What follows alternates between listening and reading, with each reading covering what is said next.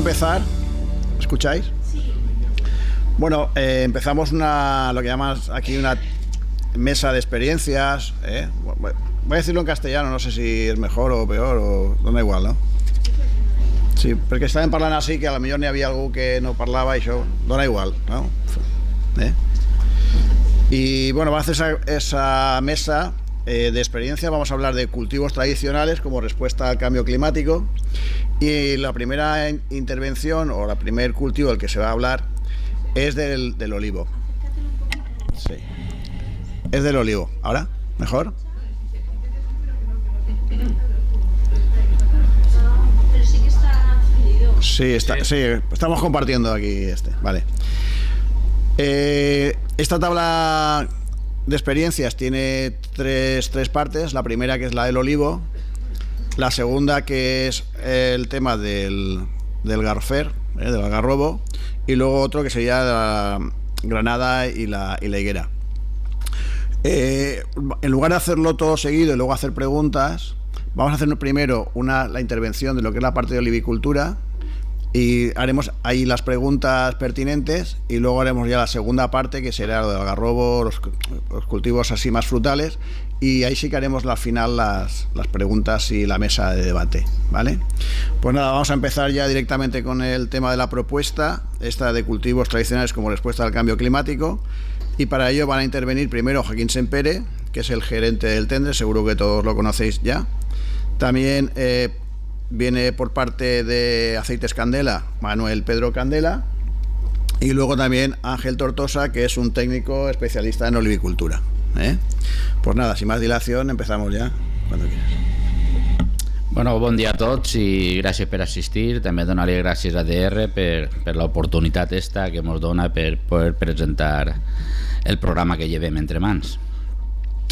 I comentar-vos que fa uns anys, farà ja 6 o 7 anys, llevaven, esto no se nos ocurrió la semana pasada, sino llevaven ja este projecte en marxa. Lo que passa que mai ho havien tingut clar, mai sempre havien tingut dudes de com fer-ho, de quina manera de plantar, etc. I a partir de fa 2 mesos, pràcticament 2 mesos, ho tingueren clar.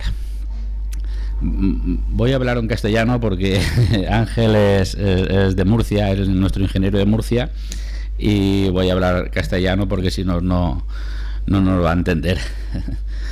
Entonces, hará cosa de 3 meses o así, nos fuimos a comprar oliva a Yecla. Sabéis que este año el tema de la aceituna ha estado imposible, no ha habido, los aceites caros, etcétera. Nos fuimos a Murcia, a Yecla, a comprar oliva, y contactamos con un señor que tenía 3 cosechadoras de aceitunas. Y cuando llegamos a comprar la aceituna allí, pues habían fincas de 10 taullas, 12 taullas, 8 taullas, 15 taullas, y digo, madre mía, si nosotros pensábamos que las máquinas estas solamente sirven para extensiones de 1000 taullas y 2000 taullas y 5000 taullas. Hablamos con este señor y dicen, de eso nada. En Yecla pasa lo mismo que pasa en Elche, se ha quedado todo en minifundios. Lo único que ocurre es que si se ponen de acuerdo varias personas, o personas que estén en un radio de 5 kilómetros, pues se puede plantar perfectamente. Y de alguna manera pues todo ha empezado así, porque pensamos que cultivar el olivar en seto, aunque sea un poco más tecnificado que el olivar tradicional, sí que lo podemos hacer rentable y lo podemos hacer sostenible. Esa palabra que utilizamos todos ya. Y bueno, voy a hacer una pequeña presentación, y bueno, si alguien quiere preguntar algo o lo que sea, pues para eso estamos aquí. La presentación empieza con una primera parte con planta olivos sostenibles. Esto es algo que nos gusta mucho a nosotros cuando van allí los guiris a decirle que el olivo pues es tan antiguo como la humanidad, es considerado un árbol sagrado por nuestros ancestros, símbolo de la fertilidad y de la paz. Y bueno, nos gusta mucho contar esta historia porque además es verdad. Como sabéis, la mayor amenaza contra la biodiversidad y contra la salud es la pérdida de la biodiversidad. Todos los cultivos provienen de especies silvestres, y el olivo también, que ha sido domesticado a través del tiempo mediante la selección de aquellos que se adaptan mejor a nuestro entorno. También deciros que, hay muchas variedades, como sabréis, en España más de 200 y en el mundo más de 2000. Lo que ocurre que, como este es un proyecto nuevo y es un nuevo tipo de plantación, pues este va a ser uno de los hándicaps principales que vamos a tener.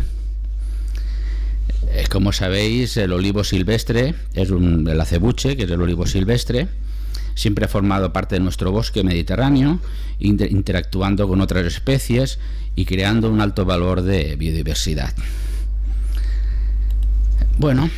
Estudios recientes demuestran que el olivo es una buena opción desde el punto de vista medioambiental, que incluso combinado con cubiertas vegetales hacen del mismo uno de los cultivos más atractivos para combatir la huella de carbono. Nuestra famosa huella de carbono, esta que tanto queremos eliminar, pues resulta que el olivo, ya se han hecho estudios, y es uno de los cultivos más interesantes para combatir esta huella de carbono. Y esto es lo que proponemos en realidad, el cultivo en seto. En los últimos años, las almazaras, que aquí en Elche habemos 4 almazaras, no sé si lo sabréis, pero Elche, yo podría decir a nivel de la Comunidad Valenciana, no hay ninguna ciudad en la Comunidad Valenciana que pueda producir tanto aceite como Elche. Pasa que somos, como aquí dice, los grandes desconocidos. Pero aquí en Elche, por capacidad de molturación, por almazaras y por envasado, Elche puede ser, dentro de la Comunidad Valenciana, yo me atrevería a decir que la ciudad que más aceite hace, porque conocemos a todas las almazaras y viendo lo que tienen, pues más o menos sabemos la producción que pueden tener. Y ahora las almazaras nos hemos, modernizado y la tenemos totalmente modernizadas, pero en cuestión de cultivo del olivo, que es donde empieza todo, ahí sí que nos hemos quedado atrás. Y yo creo que es el momento, si hay una opción, de hacerlo ahora. Hemos elegido el seto por varias razones que ahora os las explicaremos. La elección de la variedad va a ser la mayor preocupación y el dilema, ya que debe de reunir varias condiciones. Necesitamos que las cosechas sean tempranas. No sé si habréis visto vosotros en los olivares, en los restos de aceites, que pone aceite de cosecha temprana, aceite. Entonces esto no es que está de moda, sino que le está gustando a la gente. Entonces tenemos que potenciar esto, que la cosecha sea temprana, no becera. Por regla general, el cultivo del olivo, un año carga y al otro no. Pues hay que tecnificarse para que no ocurra esto. Soportar aguas salobres, porque como estaban diciendo, las aguas que tenemos aquí, y cada vez vamos a tener menos, son las que tenemos aquí, y las que tenemos aquí son salobres. El olivo es un cultivo que las puede aguantar bien. Y esto, forma un poco la raíz de todo el proyecto. Las ventajas y las desventajas, pues hemos hecho aquí un baremo, porque en ventaja podemos decir que poca agua y salobre, que el olivo lo aguanta bien, poco trabajo relativamente, pero comparado con otros cultivos, como ya está súper mecanizado, pues no tiene tanto trabajo. Poca inversión de herramientas, porque pues no necesitan mucha gran cantidad de herramientas. Entrada de producción muy temprano, al segundo año está produciendo, y no tenemos experiencia aquí, pero yo calculo que en 2 o 3 años están en plena producción el olivar. Ausencia de mano de obra. No es que sea ausencia del todo, pero sí que es verdad que la dificultad hoy día de encontrar mano de obra para el campo, no hay relevo generacional, etcétera, pues va a ser uno de los grandes problemas que tenemos en el campo. pocos conocimientos agrícolas. No necesitamos, el olivo no es un cultivo, no quiero decir cultivos, pero que necesitan un grado de especialización. El olivo pues también lo tiene, porque también lo tiene y habrá que enseñarse, pero no es un cultivo que necesite grandes conocimientos. La recogida, que siempre ha sido gran hándicap, está totalmente mecanizada y se pueden entregar plantaciones llave en mano, que eso es importante. Las ventajas sobre el cultivo tradicional, quizás sea la inversión, pero debéis de saber que al segundo año el olivo ya está productivo.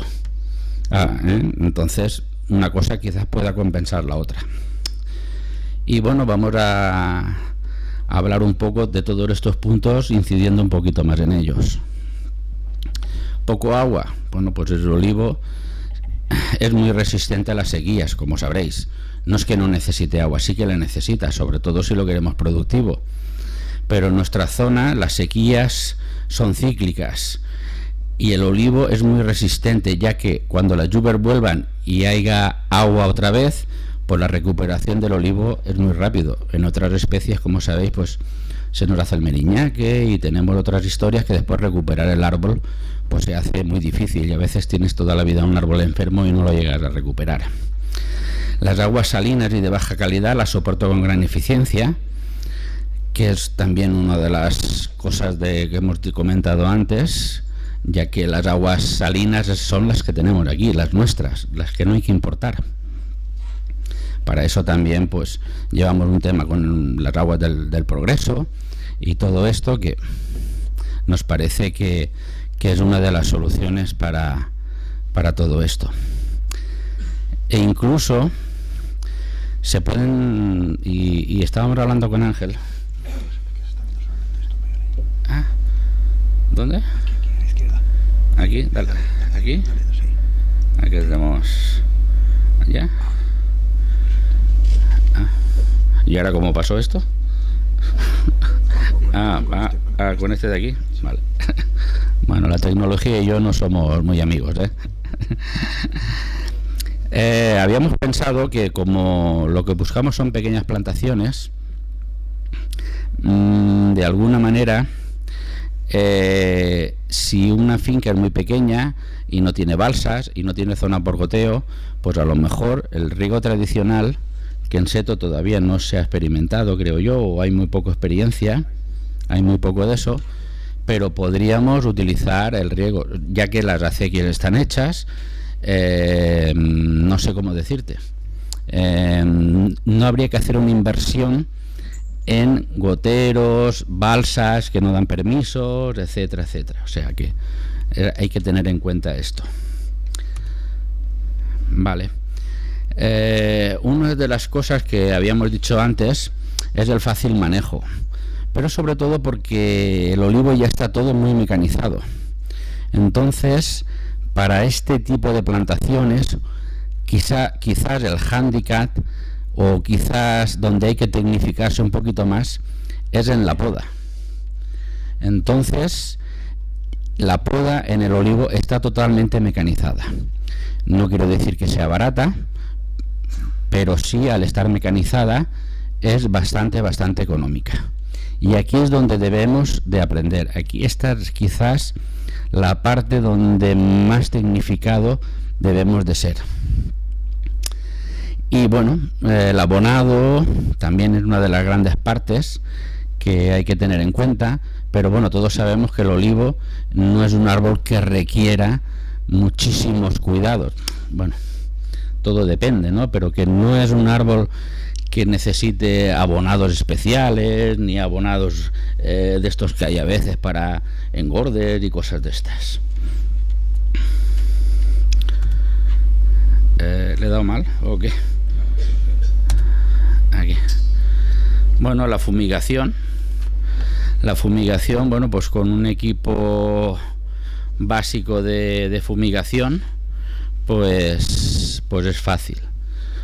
No hay que decir mucho sobre esto, pero yo creo que estábamos comentándolo, con 2 o 3 fumigaciones al año. Es que hablar hablar de esto también es muy difícil, ¿no? ¿Qué hará falta? ¿No? Bueno, en realidad hay años que con 2 fumigaciones van para adelante y hay años que necesitan 4, pero con 3 fumigaciones al año, ¿no, Ángel? Más o menos se saca un olivar sin grandes dolores de cabeza. Y bueno, un equipo de fumigación pues tampoco es un atomizador, tampoco es una gran inversión.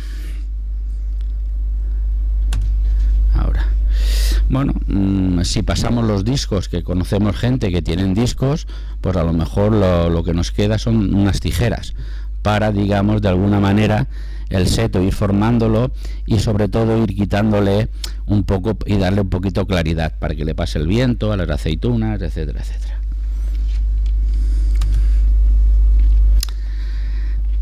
La entrada en producción, este tipo de plantaciones, la entrada a producción en seto es al 2.º año y al 4.º ya está totalmente en producción.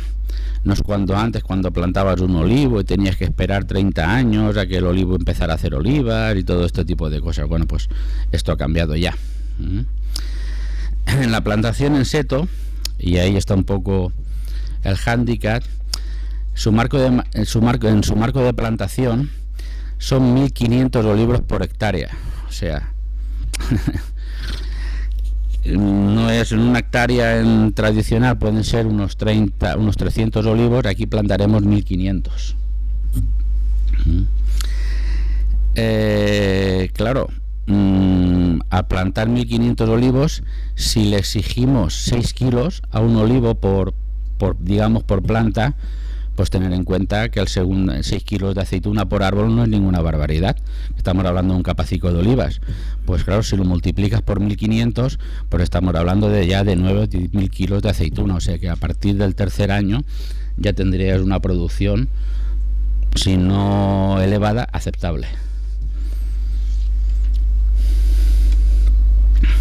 Pero el manejo...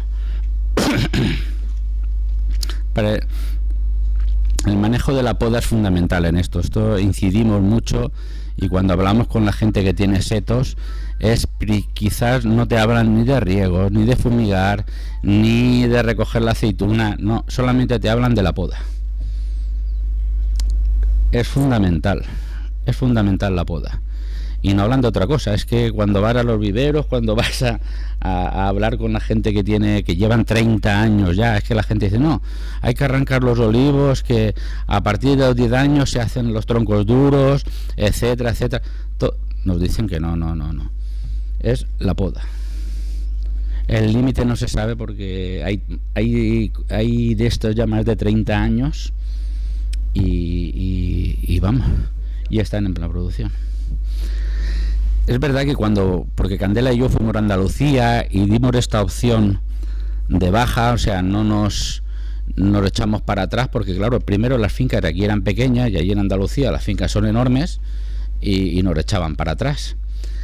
Y uno de los hándicaps es, hay que plantarlo de norte a sur, no sé qué, la plantación tenía que ser siempre de norte a sur. Entonces, si tienes una finca pequeña y encima no tiene la orientación adecuada, pues perdías media finca. Pero a estos señores de Yecla les da igual. Hombre, si puede ser de norte a sur, mejor.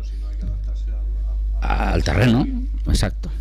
Porque si tienes 10 o 15 taullas de tierra y pues como venga. Lo que pasa que ya en el manejo será un poquito lo que sea un poco más dificultoso. Pero ya está.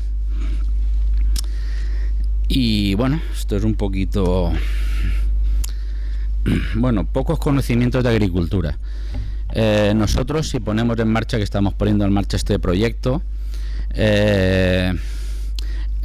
lo que intentaremos hacer o lo que diremos a la gente, buscaremos a gente especializada ya, porque Tomás no ha podido venir, que es digamos la persona que está el contacto nuestro de Yecla, que lleva por más de 30 años de experiencia en este tipo de plantaciones.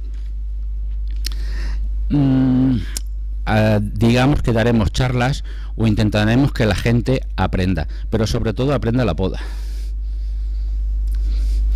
Primero, los primeros años pueden venir ellos a enseñarnos, porque dice Tomás que no tiene ningún problema, y después, pues si quieren seguir viniendo, que vengan, y si no, pues nos intentaremos nosotros aprender la poda, que es quizás un poquito el gran hándicap, porque regar todos sabemos regar y fumigar pues todos sabemos más o menos fumigar, no tiene nada de especial. Las ventajas del olivo sobre otros cultivos, que lo hemos hablado siempre, por eso digo, no requiere especialización, no requiere especialización, porque imaginaros que por lo que sea no se ha podido regar, o no se ha podido fumigar, o la aceituna se ha picado, mil cosas.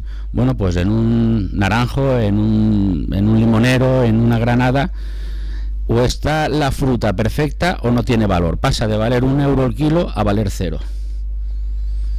Por eso decimos que no requiere profesionalización, porque si un kilo de aceituna vale 50 céntimos y por lo que sea no está en perfectas condiciones, que viene una pedregada o cualquier cosa de estas, pues en vez de valer 50, pues valdrá 45 o 40, pero no 0, como nos ocurre en otras plantaciones. Es que o haces el limón del tamaño de no sé qué, que no tenga bigote, que no tenga no sé qué, como tenga algún defecto, se va todo al traste. Y entonces pues es una de las maneras, es una de las cosas que queríamos decir. Y sobre todo la recogida. La recogida es el gran hándicap de la oliva. Siempre el 80, si no diré el 80, el 75% del dinero del olivar se va en la recogida. Y es aquí un poquito la mecanización en la recogida lo que ha salvado o lo que está salvando el olivar.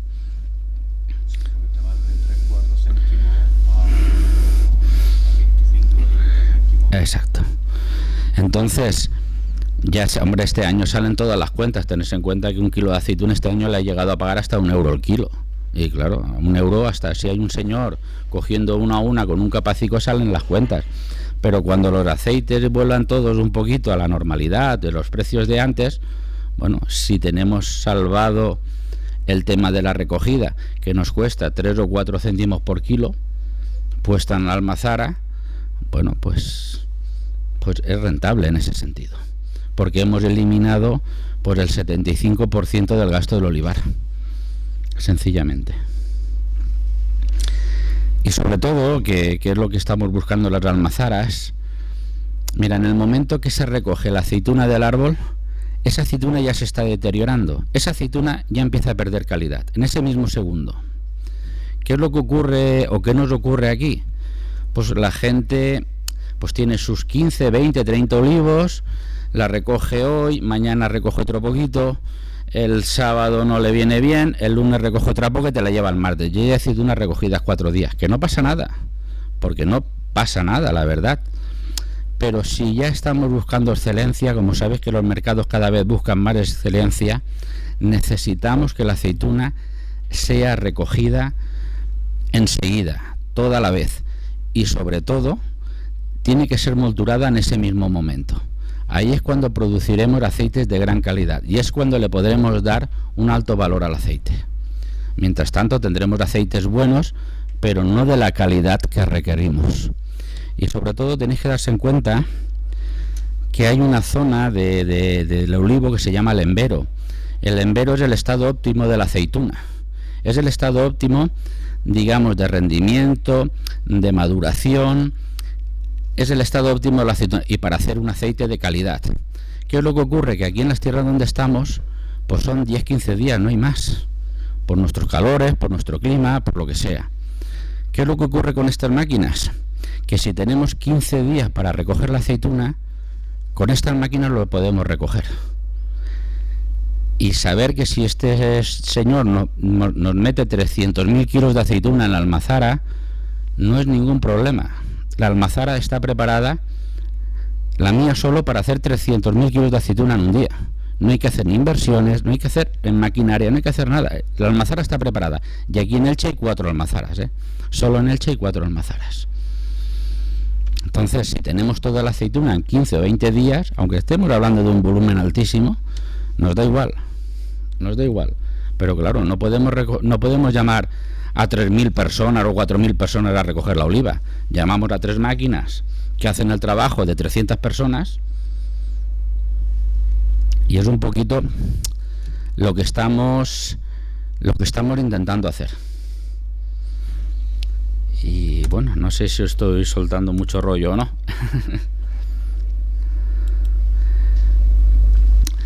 Las plantaciones, claro, plantar 300 olivos es una cosa, pero plantar 3.000 olivos es otra cosa. Entonces, hay máquinas especializadas, como las que estáis viendo en las imágenes, para plantar para hacer este tipo de plantaciones, que a la vez resultan también económicas, porque estos señores que están aquí sentados poniendo olivos, pues cuando termine el día no sé lo que podrán hacer, pero igual 100 hectáreas o 200, ¿no?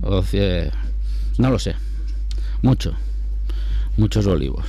Porque hay otro tractor arrimando olivos y palos, o sea que cuando ha pasado el día, pues todo lo que pueda andar el tractor. Que eso también la podemos hacer, plantaciones de entrega de llave en mano, o sea que es ponernos de acuerdo un poco y para poderlo hacer. Quizás la desventaja, y no podemos daros precios porque hay un problema, como este año el aceite está tan caro, pues todo el mundo quiere plantar olivos.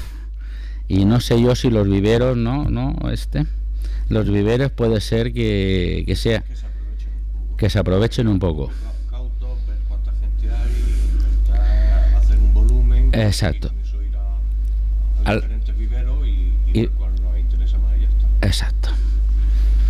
Entonces es un poquito lo que quería deciros. Hombre, quizás sea la desventaja porque no es lo mismo plantar 250 olivos que 1500.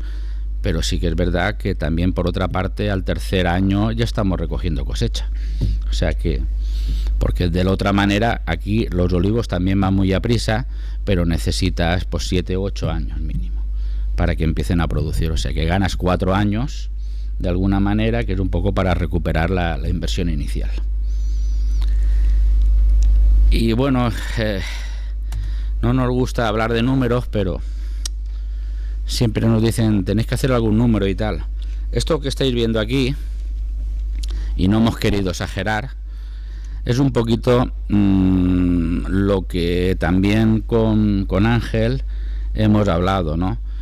Pues si el reto es hacer 10.000 kilos de aceituna por hectárea, estamos hablando de una hectárea de 10 taullas, pues al 18%, porque tenemos que conseguir un rendimiento del 18%. Y eso Ángel, hombre, no tiene una varita mágica, pero nos dice cómo hacerlo, ¿no, Ángel? O intentar. Factible. Hay experiencia en zonas cálidas donde con suelos salinos, con agua peor que la vuestra, y el rendimiento sale, la producción se adelanta también. Hay que llevar un manejo bien hecho, pero se puede hacer perfectamente. Aunque creamos que los andaluces o los cordobeses son pioneros en este sistema,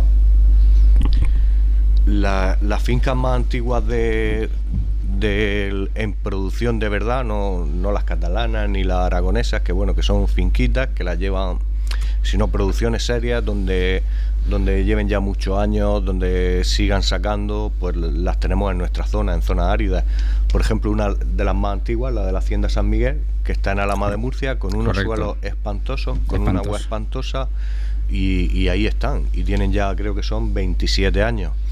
O sea, el límite no lo pone el árbol, el límite lo pone el tronco y la máquina que pueda pasar por el tronco. Entonces, como al principio las cosechadoras eran de la viña, pues el espacio que tenían para pasar por el tronco era el límite, pero ahora ya se han hecho máquinas especiales que son para olivo y son mucho más anchas. Por eso el límite ahora mismo no sabemos cuál puede ser. Y luego otra cosa, nosotros tenemos un secreto que no lo sabe nadie, es que el aceite que se hace en el sureste es el mejor del mundo, pero con mucha diferencia, O sea, podrán decir los cordobeses, los catalanes con su arbequina, lo que quieran, pero como el aceite que se hace en el sureste de España, no hay, Lo que pasa es que no lo vendemos, no lo sabemos, y es una cosa por la que tenéis que luchar, o tenemos que luchar, porque es que es una realidad. Yo me muevo en la zona de Alicante, veraneo en Torrevieja, en Murcia, en Albacete, en Granada también, en Almería, en Córdoba. Antes llegaba hasta Extremadura, pero ya no voy. Y aceites buenos hay en todos sitios, pero el nuestro es espectacular, ¿eh? El nuestro es espectacular. Por el clima, por lo que sea. En las cosechas nos pasa exactamente lo mismo. La alcachofa, en todo lo que se hace en nuestra zona, tienen ese toque de no sé, del clima, de la tierra, de lo que sea.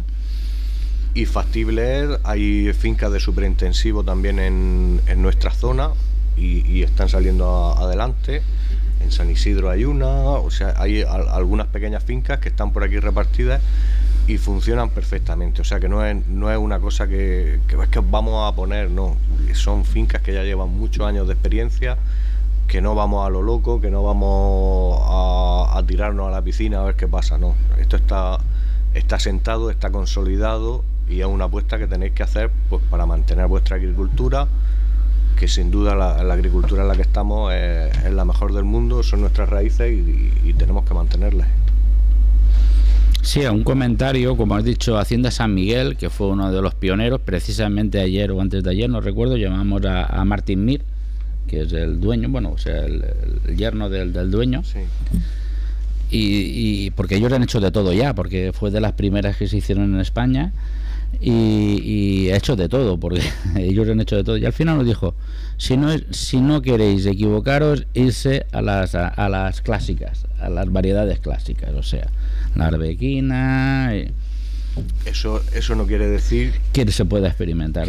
Que probemos variedades autóctonas de la zona, donde hagamos alguna línea, porque siempre es bueno tener ese camino abierto, donde luego nos va a dar una especialización y nos va a dar un hándicap y una diferenciación. Correcto. O sea, lo que está diciendo de alguna manera, pues que tenemos aquí algunas variedades autóctonas y no empezar a poner 10.000 taullas de eso, sino, bueno, pues vamos a empezar con un par de tiras o 3, a ver cómo funcionan. Pero claro, como esto va tan rápido, al tercer o cuarto año ya sabemos, o tenemos ya podemos saber ya si va a tirar para adelante o no va esa variedad. Ahora hay que ir a tiro hecho. A lo que se sabe que funciona y que va perfectamente. Exacto. Bueno, pues aquí os he sacado yo de alguna manera de rentabilidad, que no es así tal cual, porque aquí hay muchas historias y ya sabéis que en la agricultura no hay una regla fija. Pero bueno, le pregunté también a Ángel y bueno, yo cuando puse 5 riegos hablé con Pascual Serrano y dije, bueno, ¿qué vale una hora de agua? Pues una hora es sobre 40 euros, es que tampoco se puede poner un fijo, ¿no? Y entonces, ¿y qué tardamos en regar 10 taullas a manta? 3 horas, con 3 horas, entonces pusimos ahí 480 euros de agua, dándole 5 riegos, porque bueno, aquí los olivares los sacamos con 3, pero el intensivo no, el seto requiere un poco más de agua, claro. La poda, pues le he puesto 300 euros, que no entiendo por qué los 2 primeros años vale más de podar que los otros.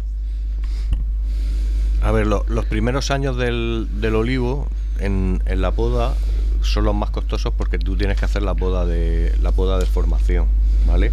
Entonces tienes que ir quitando ramas a mano, tienes que ir formando un poquito el árbol y enseguida ya empiezas con el cortasetos a igualarlo, pero tienes que dar más pases, por eso es más costoso. Luego ya los siguientes años ya son siempre prácticamente igual.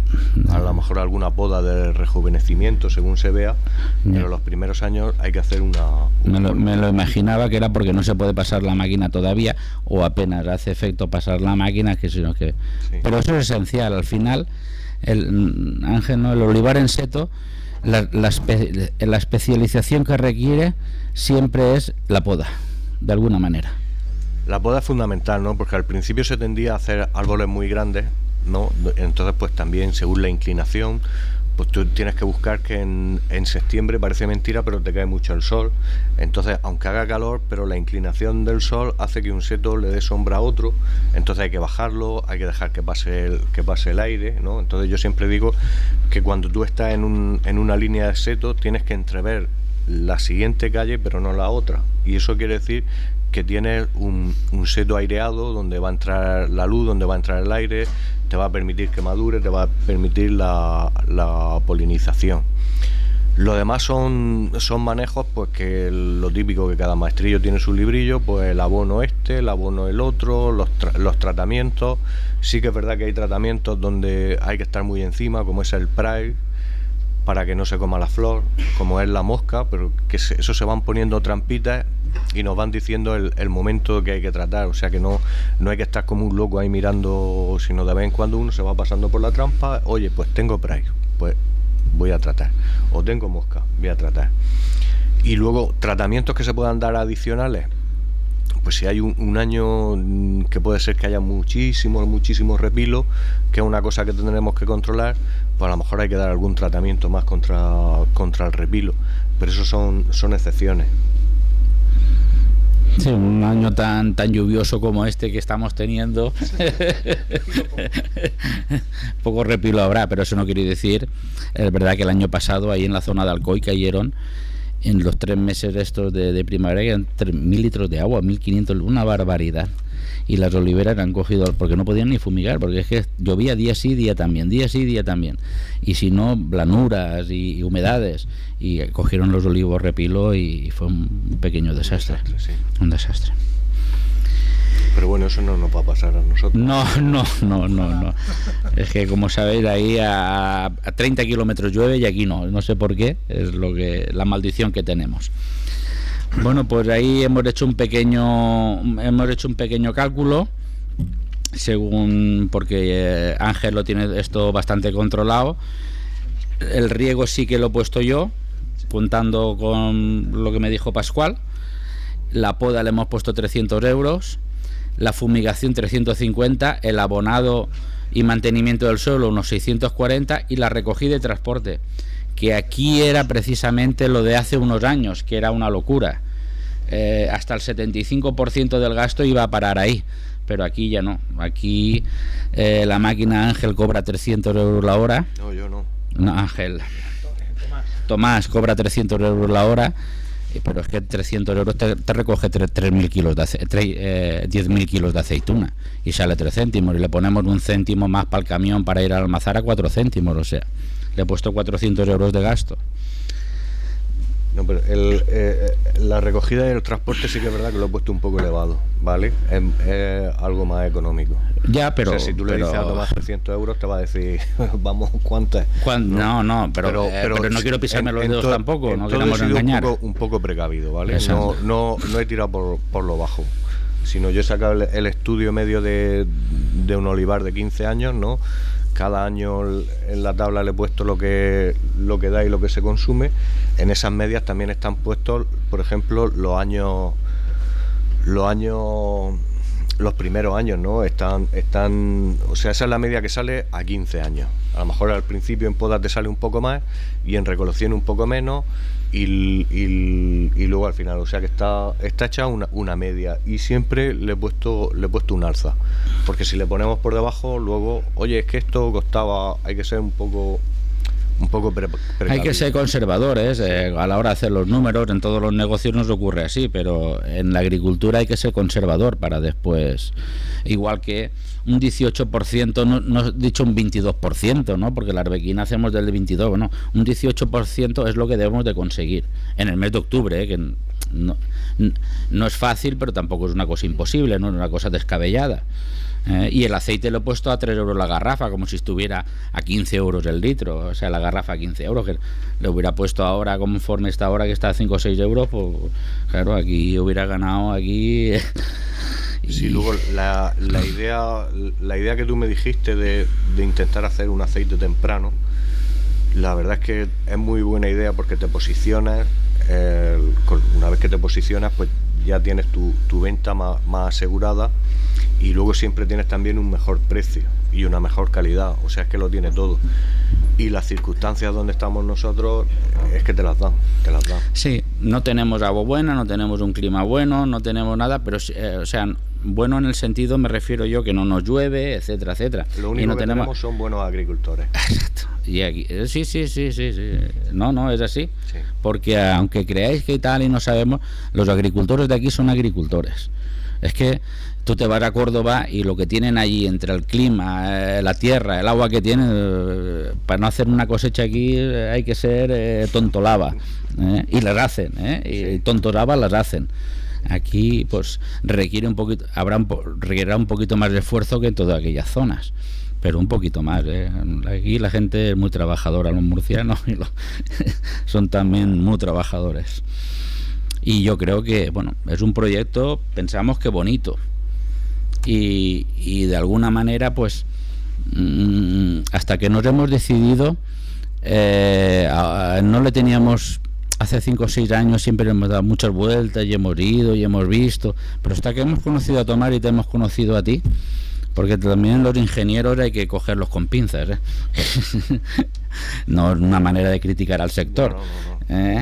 Pero el otro día me comentaba Eduardo, dice, yo voy a ir, ingeniero no me cobra nada, pero te tienes que gastar 1.500 euros en productos, ¿no? Pues es un poquito así. Y bueno, esto es un poquito el proyecto que llevamos entre manos, y es un poquito pues lo que pretendemos modificar un poquito el paisaje de Elche, porque aquí todo el mundo habla del paisaje y todo eso, y tampoco creo que sea tan feo, los setos están muy bonitos. Sí.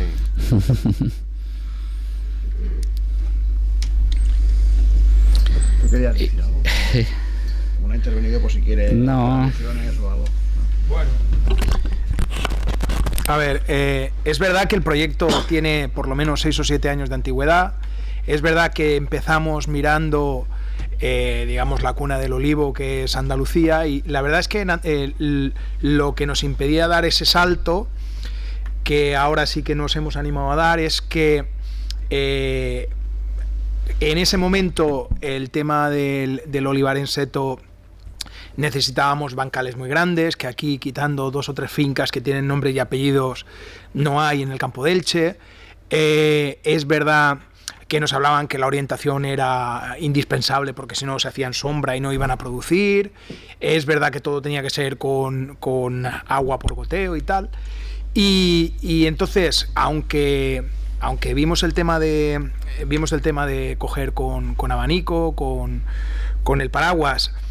El paraguas tiene también su problema, porque desde que plantas el olivo hasta que empiezas a recoger pueden pasar 8 o 10 años perfectamente, y es mucho tiempo que todavía tienes que recogerlo a mano. Entonces eso, al que no es agricultor profesional o para producciones que ya son, no sé, de hectárea y media, 15 taullas a mano, el que haya cogido oliva sabe que eso es una pancha.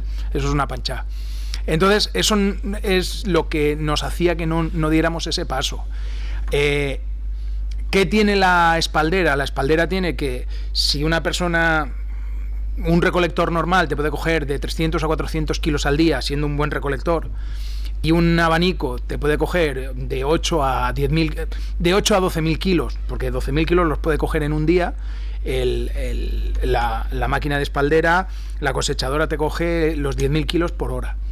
Entonces ese es, digamos, el salto adelante, lo que hace que baje mucho el precio de recolectar aceituna y que sea factible, que sea posible. Pues un poco lo que han dicho ellos, o sea, el tema es que nos faltaba encontrar el cómo darle esa forma, y la forma es producciones tempranas que, gracias a nuestro clima, somos los que primero podemos cosechar prácticamente diría de España, ¿no?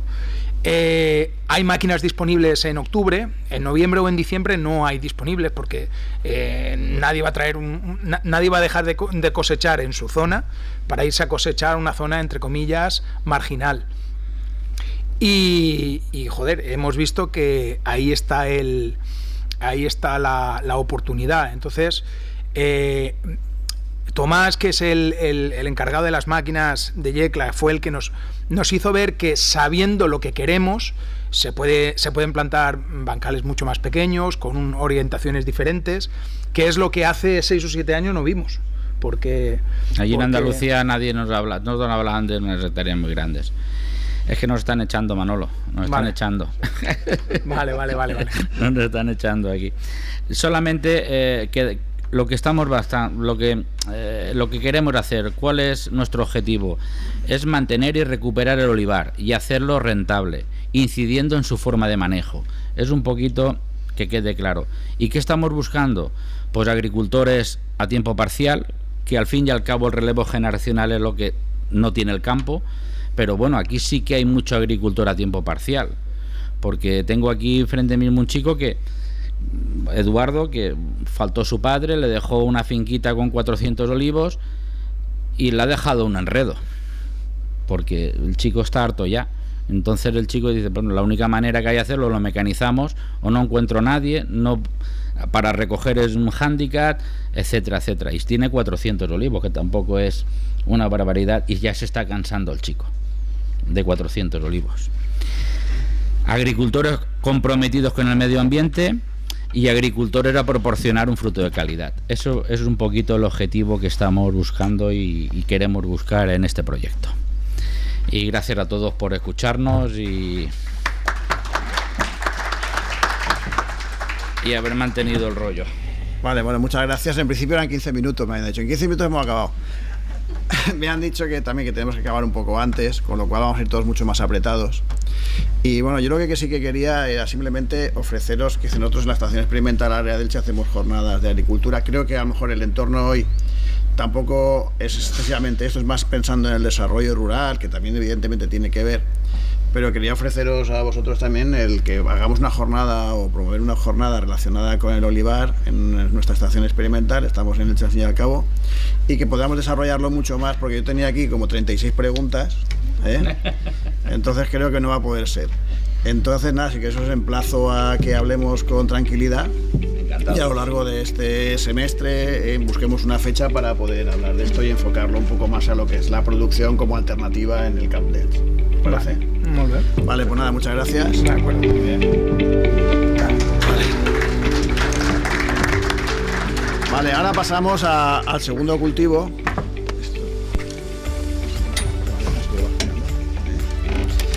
Es un cultivo que se ha puesto ahora muy de moda, lo que no sé si morirá de éxito. Es una de las especies agrícolas que hemos tenido en el Camp de El durante mucho tiempo y en la Comunidad Valenciana, por supuesto. No se adapta a la altura, o sea que el frío no lo soporta nada bien, pero que evidentemente no es nuestro caso, con lo cual la zona mediterránea es un sitio óptimo para ello. Para hablar de este cultivo muy de moda, ha venido Ferran Gregori Ferrer, es ingeniero técnico agrícola, es el responsable técnico del sector agrario de la Unió de Llauradors y Ramaders, y también responsable de medio ambiente y ordenació del territori en este mismo sindicato. Porta treballant com a tècnic de la Unió des de fa més de 50 anys. 30. 50. 30. ¿Seguro? 30. Ah, bueno. Se me hace curt, ¿no? Y bueno, yo creo que nada, cuanto tenga él la presentación, sí. Creo que la tercera intervención era la mía, pero va a quedar un poco reducida por los tiempos que me han dicho. Entonces, mínimo le vamos a dar 30-40 minutos, ¿no? ¿Te parece? Bueno, nos ajustaremos. Sí.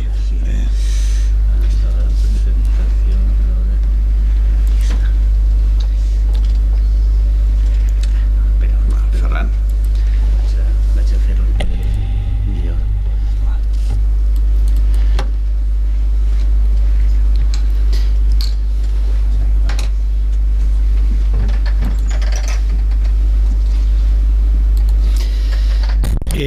Bé, bon dia, moltes gràcies i bueno, com no pot ser d'una altra manera, pues agrair a l'ADR l'oportunitat que em dona a mi i a la Unió de Llauradors per presentar un cultiu que en aquest moment hi ha un boom i com tots els booms i com totes les bambolles té el seu moment d'unflament i també té la seva punxar.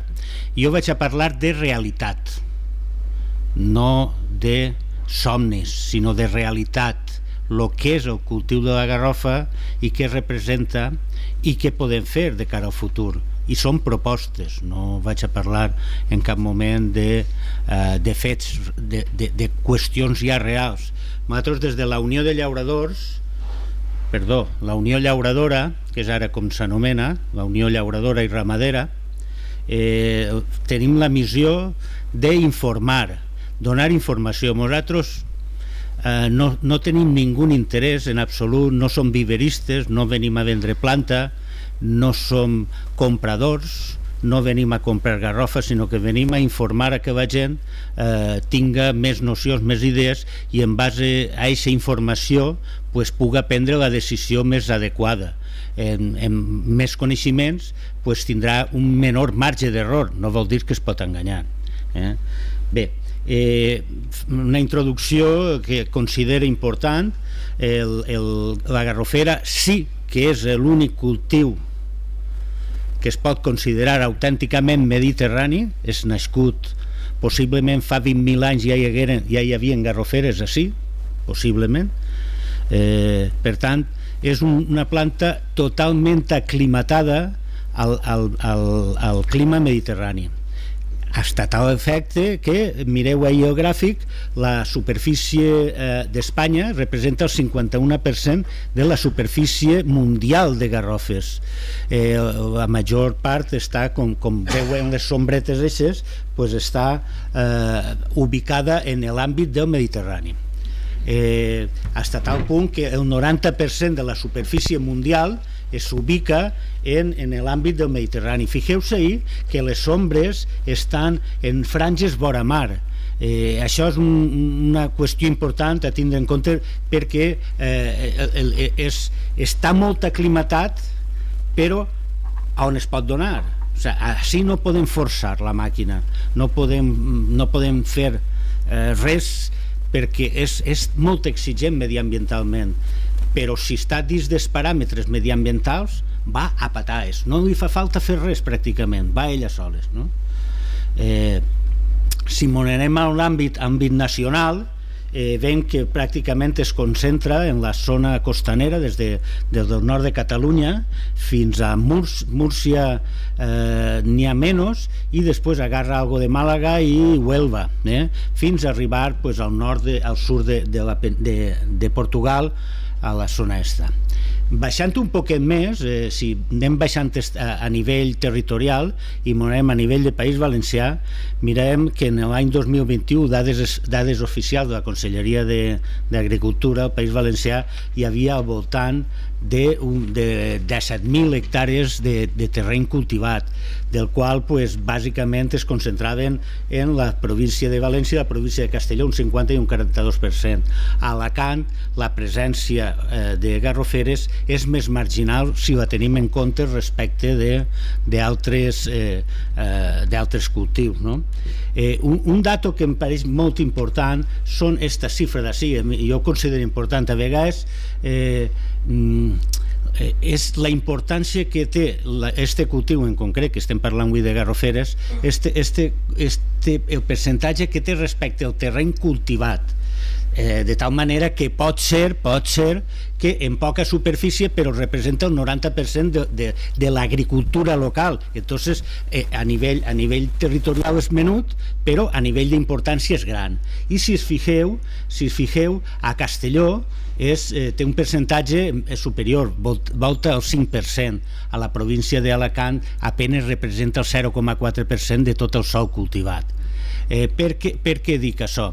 Perquè a mi el que m'interessa, el que ens interessa és la seva importància econòmica, és la seva importància dins de la renta de l'agricultor i després parlarem breument del tema, però no es pot deixar de parlar.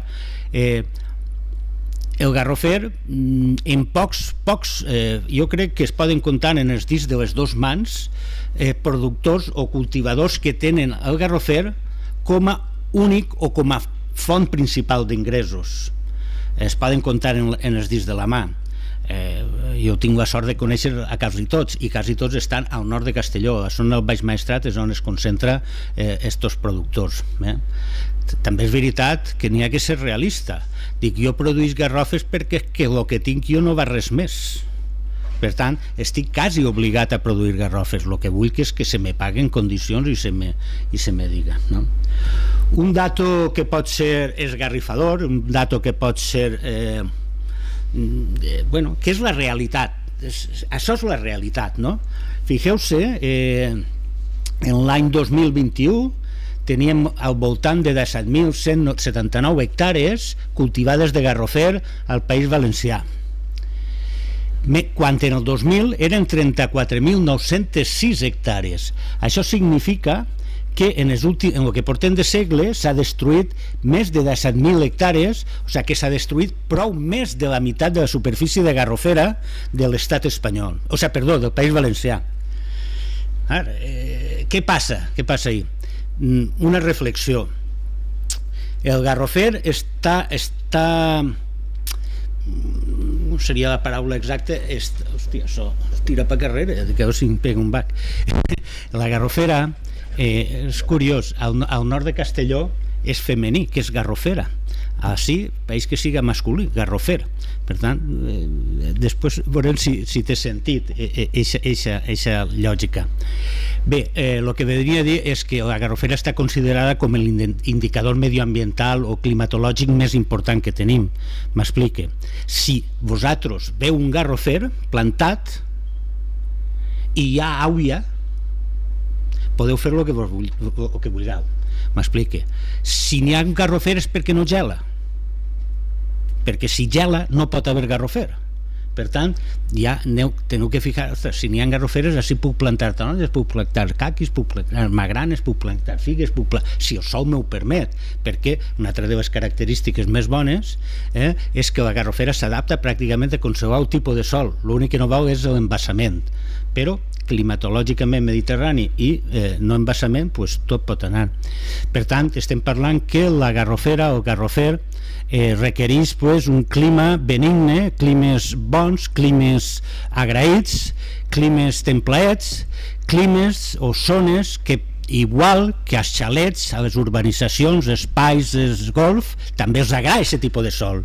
Per tant, la gran part del garroferal valencià s'ha destruït no com a última part del segle XX per a transformar en altres cultius, sinó que ha sigut transformat actualment en camps de golf, espais, urbanitzacions, que era més rentable per als urbanitzadors comprar una hectàrea de sòl de secà de garrofer que comprar una hectàrea de sòl de regadiu de magranes o de lo que siga. Per tant, s'han abocat ahí, aquesta és la conseqüència.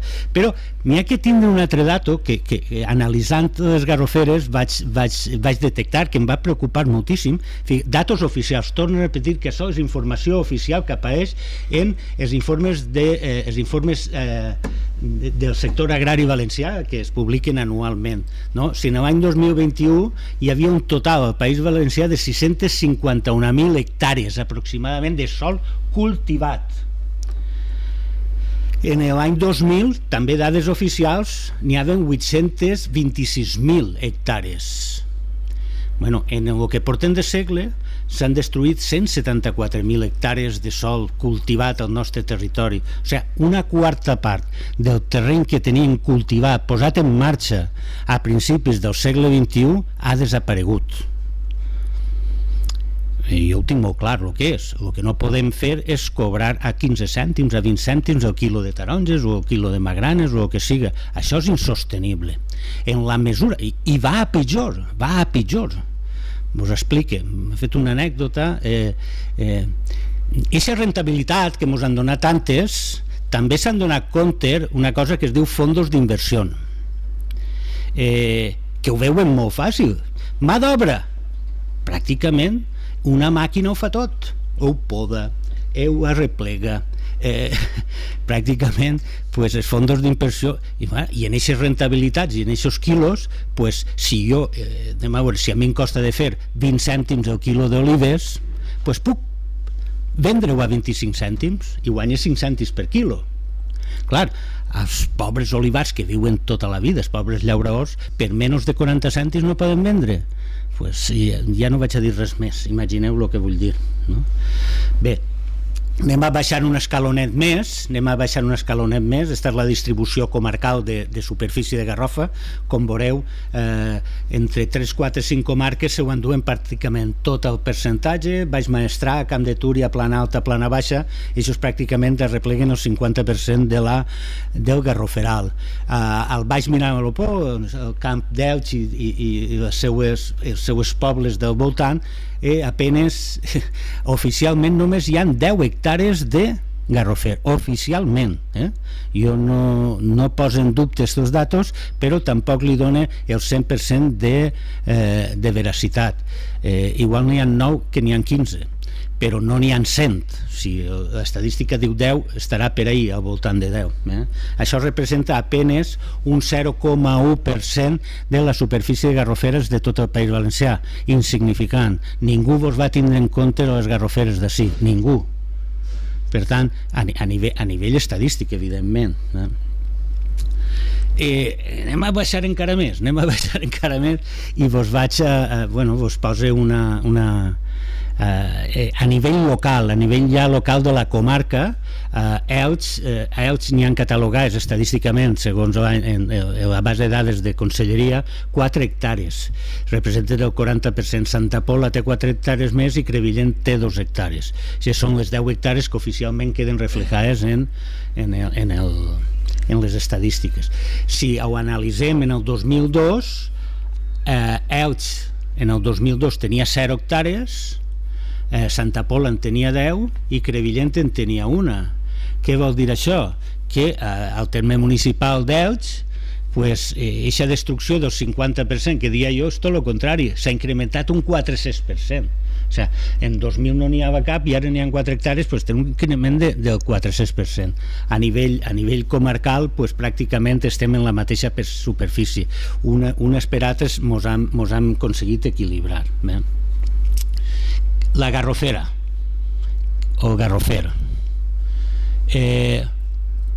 Vos vaig a donar 4 datos de lo que és en este moment el garrofer.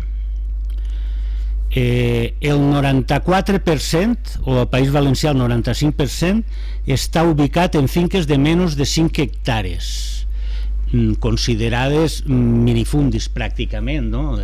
Xicotetes parcel·les.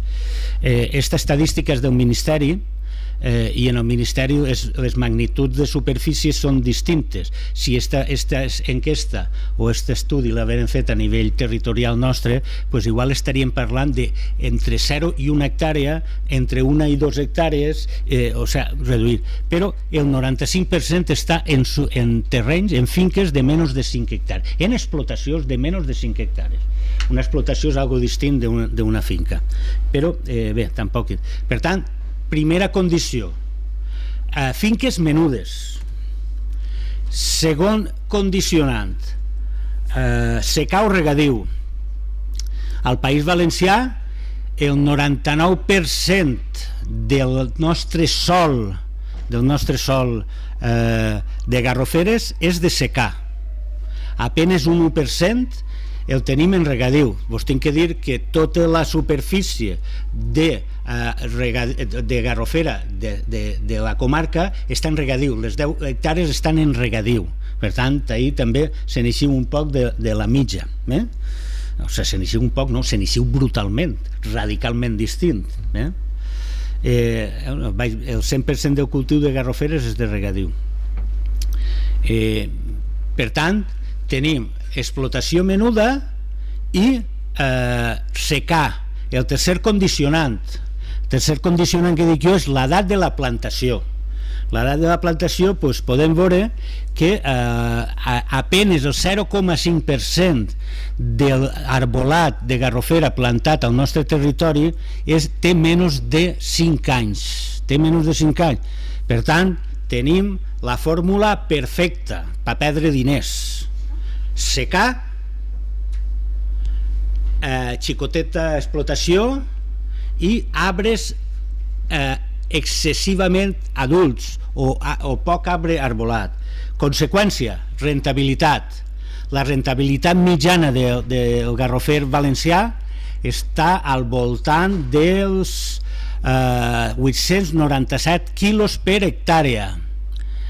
La mitja de l'estat espanyol està en 1083, per tant estem per baix d'esta rentabilitat de l'estat espanyol. Si ens fixem a nivell provincial, aquests 1.382 quilos que té la província d'Alacant és donada perquè té un major marge de finques de garroferes en regadiu respecte a les altres províncies. Castelló és el que sempre s'endú la palma, 579 quilos per hectàrea, i això és una realitat que tenim. Són poc productius.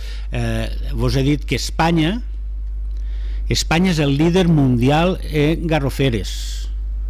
València és el líder nacional en garroferes. Per tant, per regla de 3, la comunitat valenciana és el líder mundial en producció de garrofes. És l'únic cultiu, no n'hi ha cap altre cultiu que puguem dir que tenim un lideratge a nivell mundial. Pues és la garrofera. La nostra garrofera som líders mundials i no l'estimem, no l'apreciem, no la fomentem ni la investiguem. Per tant, tots aquests raonaments van a produir-nos el que tenim, uns rendiments que fan pràcticament inviable. El boom. On s'ha produït el boom? Així veureu un anàlisi de preus anuals des de la campanya 2010-2011 i fins la passada 2021-22 i un primer abans de la 21-22, o sigui, de l'actual campanya, encara no està finit. Tenim en compte un poc els preus, però m'interessa que vegeu esta gràfica. Aquest és l'anàlisi de preus mensuals des de gener del 2011 fins a l'últim preu de 1,17 euros al quilo, que va ser en desembre d'aquest any 2022. Clar, jo quan dic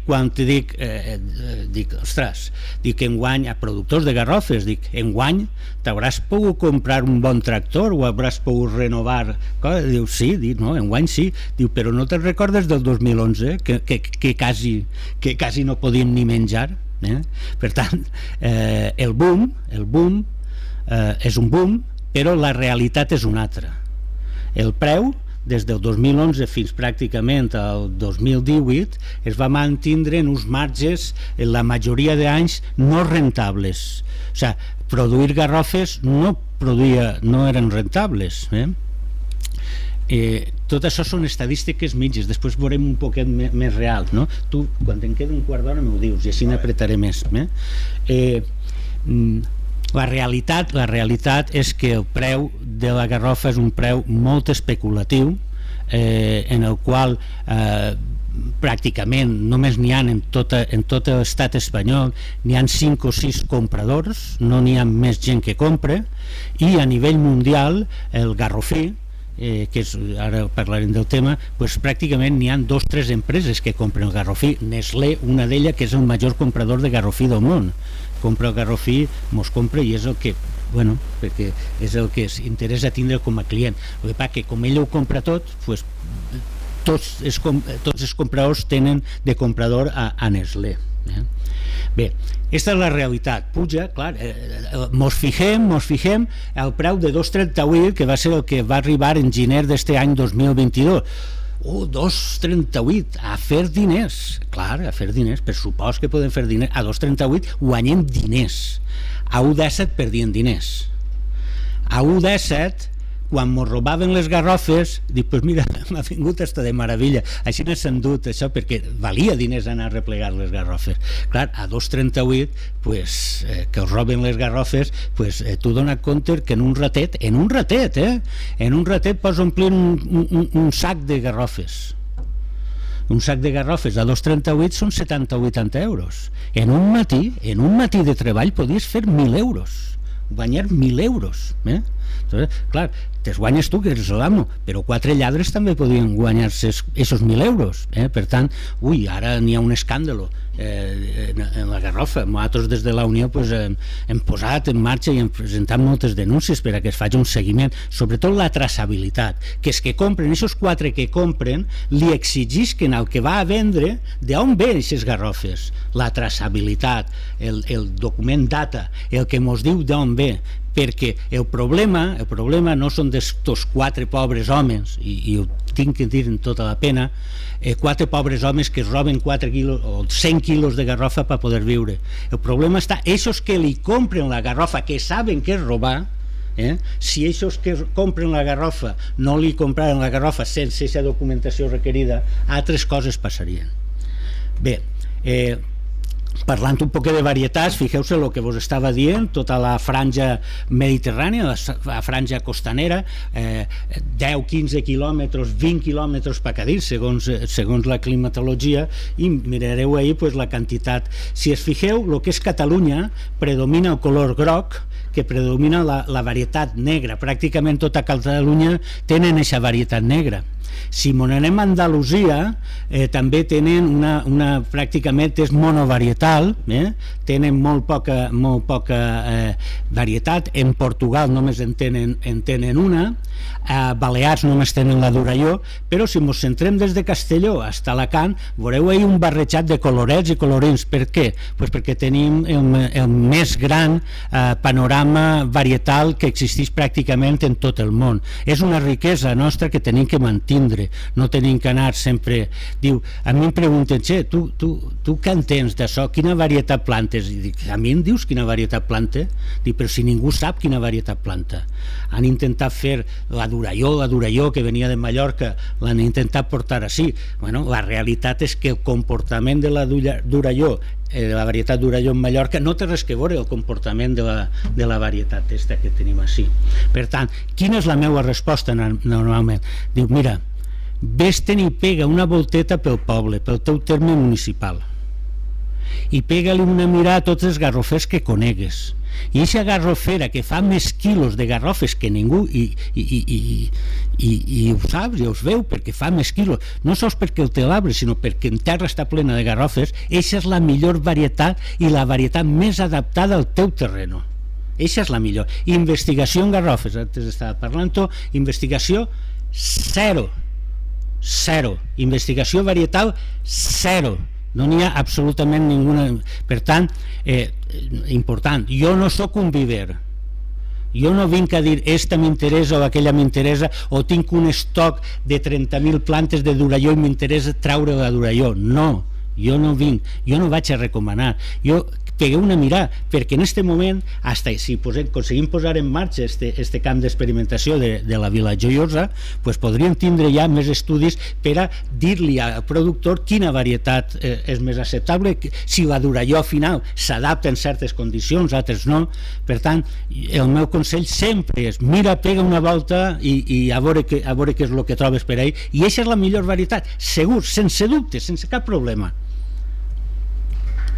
Els rendiments, quan parlem de garrofes tenim que parlar de dos tipus de rendiment, igual que en les olives. Les olives és quilos per hectàrea d'olives, i després el rendiment en oli en les olives, en garrofes parlem del rendiment de garrofí.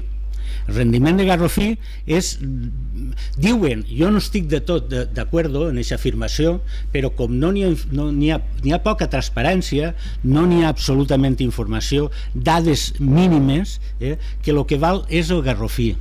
Jo tinc els meus dubtes que avui en dia la pasta, ara ho veurem, està adquirint molt de valor, i per això jo crec que està tirant del preu no tant el garrofí sinó la pasta de la garrofa.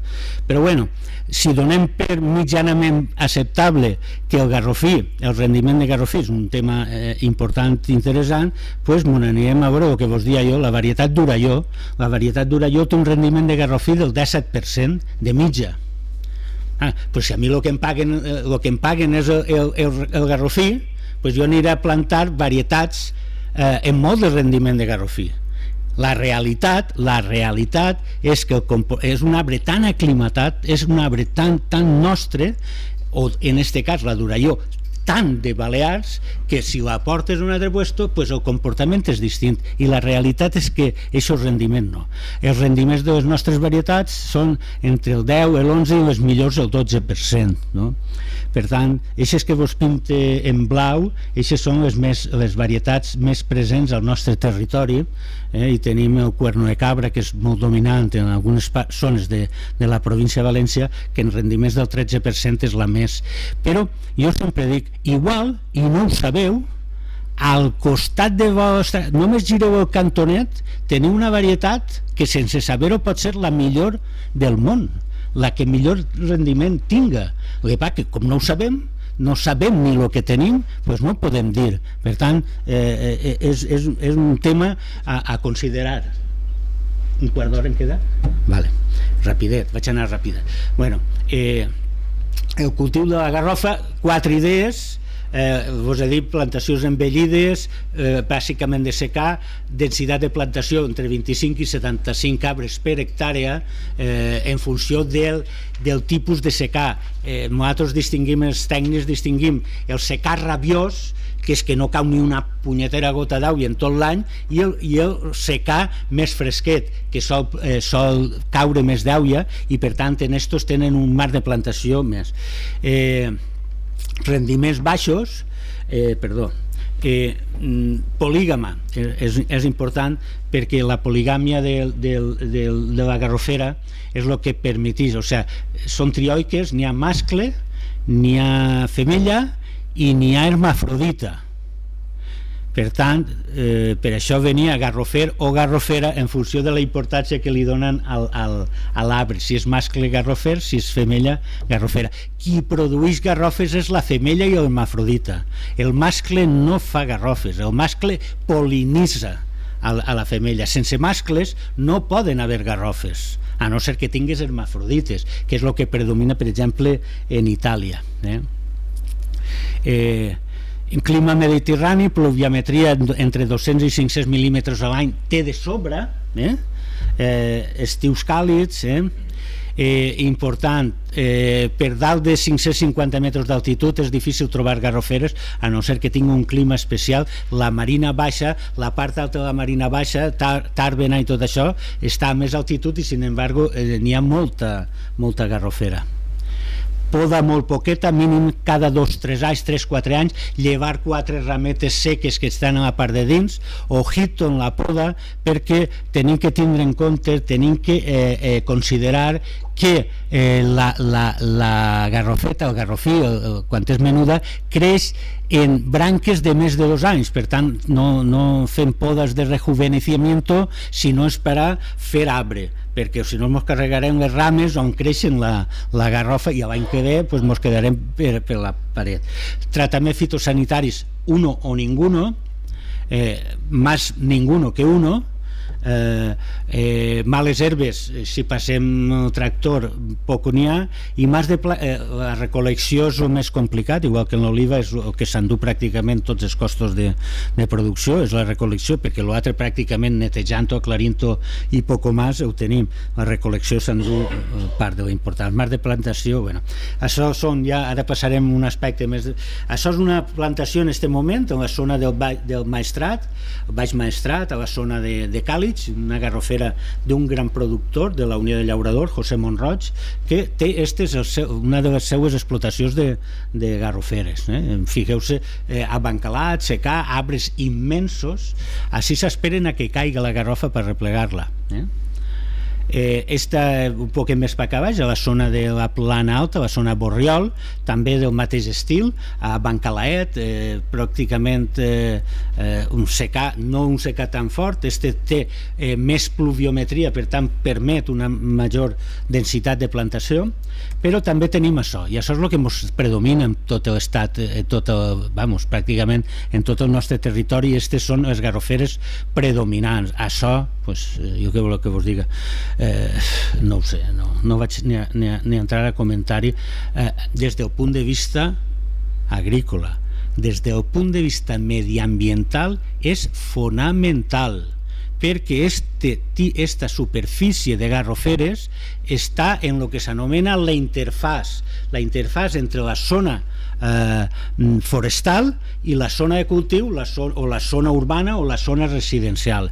Estos grans incendis que hi ha hagut este estiu en la zona de la Marina Alta, la zona de Pego, Valldebo i tota esta comarca, s'ha extens de la forma que s'ha extens perquè s'ha destruït tota aquesta garrofera que feia de tallafocs permanentment. Per tant, des del punt de vista medioambiental n'hi ha que mantindre, però evidentment jo sóc una organització de productors. Si al productor li costa diners, qui tindrà que mantindre o tindrà que ajudar a aquest manteniment és aquell que beneficia que no s'estenga el foc, que és l'administració i el públic i el ciutadà en general. Aquestes són les noves plantacions que estan fent-se fonamentalment al sud de la província de Tarragona, ja llindant al Baix Maestrat. Són finques en regadiu, finques en una densitat de plantació de més de 150 arbres per hectàrea.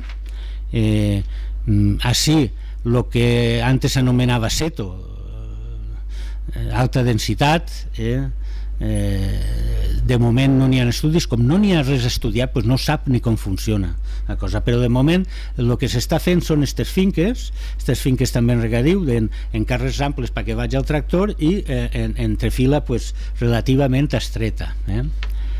Esta és un arbre que vos recomano si teniu oportunitat. Està catalogat com a la garrofera més monumental i més espectacular que hi ha a tot el món. Està en l'Alfàs del Pi, és una garrofera monumental. Jo l'he vista i vos puc dir que entre 10 convió, ni 15 convió agarrant-nos a Xina la podrien rodar. Per tant, és una espectacular. I ahí està mig abandonada, està allà perquè algú, l'Ajuntament diu anem a ballar-la, no sigui que un dia ni la trobem, però està d'una forma abandonada permanentment.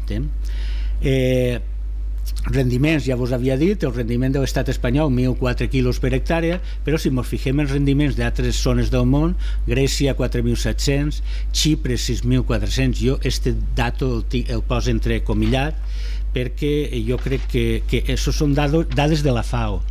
Jo crec que ahir la FAO es va enganyar i sobre l'últim nou, i estaríem més bé parlant de 640, però bueno, és un dato oficial de la FAO que parla de 6.000 i pico quilos hectàrea, 4.000, quasi 5.000 Grècia, Turquia, Itàlia, Algèria 4.100, Portugal 3.000 i pico, Marroc, o sigui, tots dupliquen, quadripliquen i quintupliquen la producció nostra. Per tant, encara que nosaltres siguem líders mundials de tot el món, no n'hi ha cap altre país en el món ni altre cap territori en el món que tinga la superfície que nosaltres tenim de garrofera, i això que han destruït la meitat, imagineu-se fa 20 anys, el lideratge era segur brutal, no? Els altres en rendiments més alts fan més quilos que nosaltres, no? Això de rendiments és mentira, m'explique. Els rendiments es calcula producció de l'any en hectàrees que hi ha. Si la meitat d'hectàrees estan abandonades o no s'arrepleguen per cada 7 cèntims no es poden arreplegar, es fa un càlcul de producció per superfície. Per tant, ixen aquests 1.000.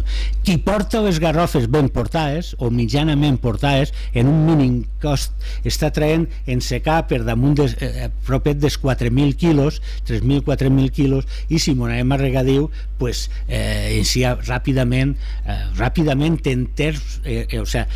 en termes de garrofera ràpidament són 20 anys, no és 5 anys, no són 3 anys ni 10 anys, són 15 anys mínim, 15-20 anys.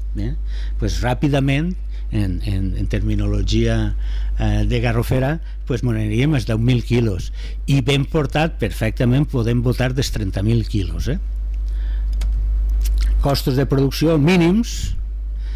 El tema dels costos de producció, si jo vos volguera enganyar, com ho fan molts, jo en el preu mitjà, en vez de posar a 45 cèntims el quilo, posaria 2,5 euros, i per tant l'umbral de rentabilitat canviaria radicalment. O vos posa una producció molt ajustada, 1.350 quilos per hectàrea, quan perfectament als 3.000 i 4.000 quilos, però estem parlant de costos mitjans i reals. Per tant, no podem enganyar dient que van cobrar €1. És mentira. Aquests euros, aquest preu que s'està pagant ara és mentira. Està desunflant-se ja. La realitat és que des de gener al mes de desembre ha baixat quasi un 70% el preu. Quasi no. Ha baixat de 2,38 a 1,17. Per tant, ha baixat d'una manera importantíssima el preu. I continuarà baixant. Hasta quan? Pues això, entre altres organitzacions com la Unió, és que tenim que fer, ja està bé de que vosaltres sigueu sols és que guanyeu diners, nosaltres també volem guanyar diners. Per tant, tenim que plantar, tenim que tindre la suficient força i importància com per a arribar. Bueno, en estos números molt efectivament, fixeu-se que els costos són mínims, una poda cada 4 anys, vas en el serrutxo tintant 4 rametes i fora, abonat 3 o 4 anys una femà, un poquet de fem, fitosanitari 0, jo he posat 15 euros per posar alguna cosa, però el nivell de plagues que existeix, el mal que fan les plagues que tenim no és lo suficientment important com per a fer un gasto de tractaments fitosanitaris. Perdem un 10% de producció i més barat que fer un cost fitosanitari. Bueno, en aquestes xifres, al secar, el llindar de rentabilitat, l'umbral de rentabilitat el ficaríem en 37 cèntims per quilo. Això vol dir que per baix de 37 cèntims el quilo perdem diners, 5 minuts. Vale. I en regadiu es situaria en 24 cèntims. En estos, si fem un flux de caixa, i això vos va deixar un poc sorprès, i aquell que tenia igual la idea de plantar garrofes igual li se'n va del cap, és que en secar, fins als 20 anys després de plantar-ho, no comencem a traure més ingressos que despeses. O sigui, les despeses van a superar els ingressos. I fins a l'any 32 no anem a recuperar la inversió que han fet. Per què? Pues perquè este garrofer és el que és, i el garrofer, jo sempre diu deixem que rode la roda. La garrofera la va plantar mon abuelo perquè jo la disfrute, mon pare la plantà perquè la disfrute el meu fill, i jo l'estic plantant perquè la disfrute el meu net. Aquells que hem salvat la garrofera de mon abuelo, del meu bisavi, és que estem guanyant diners en este preu, però és que fa 10 anys en perdíem a pataes i l'han mantingut. Per tant, no, esos cantos de sirena, això, el que diu estos de la Unió, tot és mentira. Efectivament, jo el que tinc que canviar és les condicions, fer més quilo i pujar més preu. Entonces, si fem més quilo i pugem més preu, estos fluxos aniran per amunt, i a veure si en 6-7 anys ja poden recuperar inversions. Aquesta és la intenció. Bé, si m'anem a regadiu no és distint, el regadiu que tenim actual, fins als 16 anys no recuperem, o sigui, no recuperaríem, o sigui, perdríem diners fins l'any 16, i fins l'any 24 no recuperaríem completament la inversió. Tenim que canviar. Vaig a passar aquesta part perquè se m'ho farà tard, però el que sí que vos dic és que, senyores, estem davant d'un superalimento.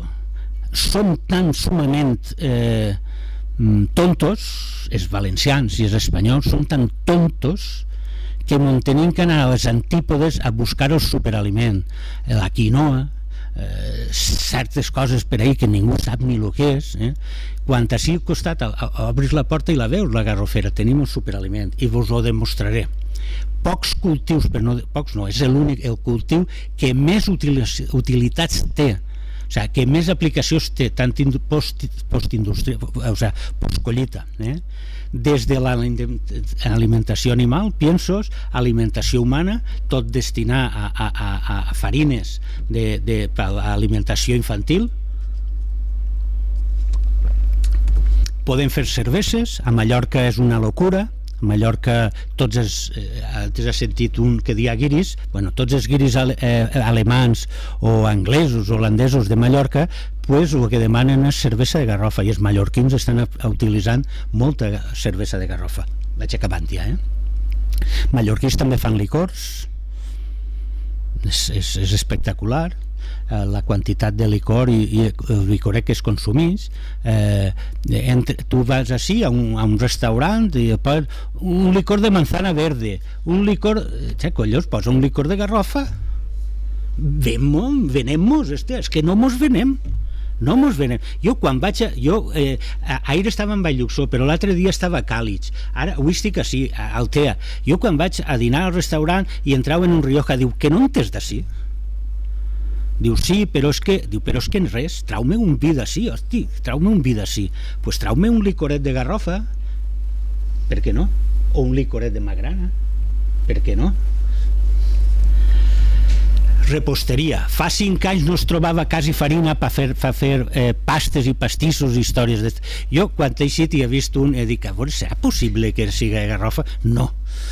No han tingut això. Espera si l'any que ve vinc incidint més, a veure on estan els responsables, a veure si l'any que ve fan coca de garrofa. Vos encantarà, si no l'heu tastat, vos encantarà. Té el sabor de sempre, el nostre sabor mediterrani, collons, és que som mediterranis, no?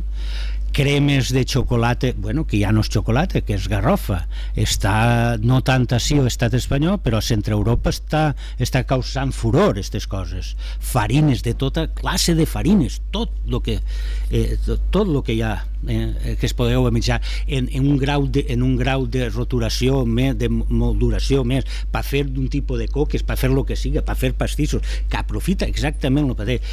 Per celíacs, meravellós. Els celíacs poden fer això, els diabètics, meravellós. O sigui, és que és un superaliment i el tenim ahir, però anem a buscar quinoa.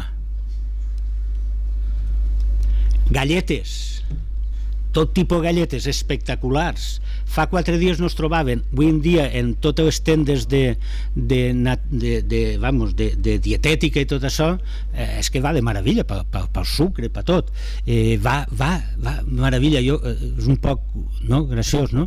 Dius, si vas soltet el menges una galleta i el posa al puesto, si vas estrenyit el menges una galleta i el posa al puesto també.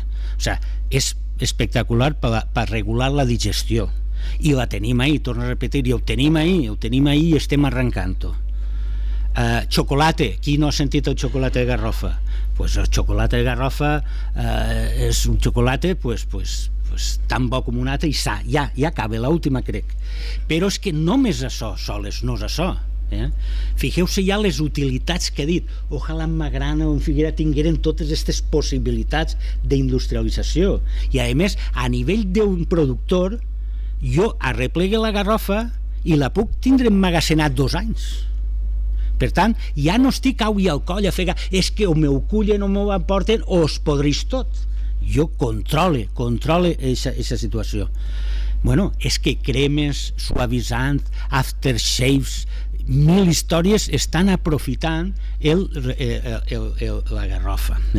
Per tant, un superaliment, torneu a dir. Ara, el que passa que no he trobat cap referència, però l'altre dia comentaven en Càlig, sí, precisament, que havia sentit, no ho he trobat, però estic en ello, de que està utilitzant-se el que és la cutícula del garrofí, que ho va passar ràpid, però no ho hem vist per temps, per una aleació per un supermetal que està utilitzant-se o s'utilitzarà per a la investigació extraterrestre o per situar-la en avions.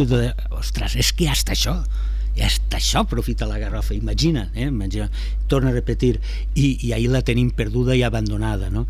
I bueno, jo parlaria més coses. El futur passa exclusivament el canvi climàtic, que s'ha parlat molt, ja acaba. El canvi climàtic és la garrofera serà l'arbre més adaptat al canvi climàtic perquè s'ha adaptat des dels últims 40.000 anys, i s'adaptarà també, però passa per tres. O sea, estos rendiments que vos ha dit jo no poden ser a Xina, no poden fer-se garrofes.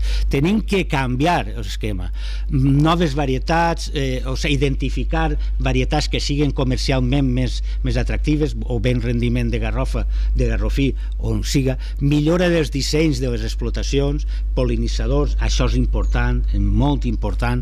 Els pol·linitzadors fa que tinguem més producció en la mateixa varietat, un bon disseny d'explotació, tècniques de cultiu de recol·lecció mecanitzada, però adaptada a la nostra realitat, no adaptada a finques planes totes rectes, que la màquina va de puta mare, però el garrofer que nosaltres tenim no arriba ni al camí.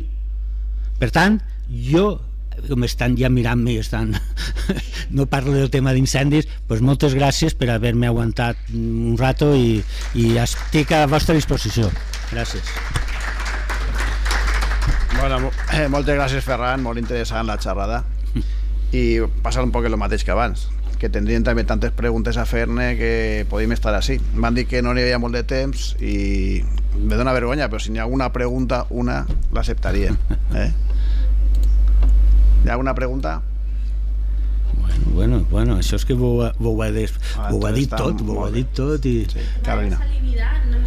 Igual lo has comentado, pero he tenido que salir un momento. No lo he comentado. Mira, si hace buen clima y no se embalsa, va.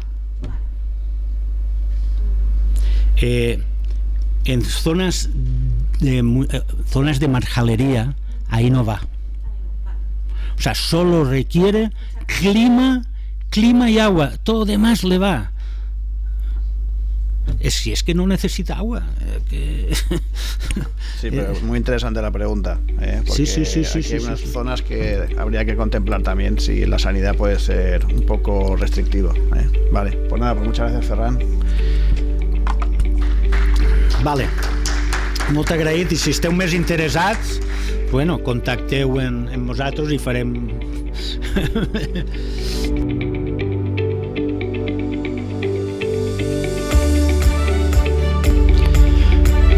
Vale, pues nada, para finalizar ya esta sesión de estos cultivos como alternativa, y teniendo en cuenta la hora que es, que me han dicho que no quedaba tiempo, voy a hacer una pasada muy rápida.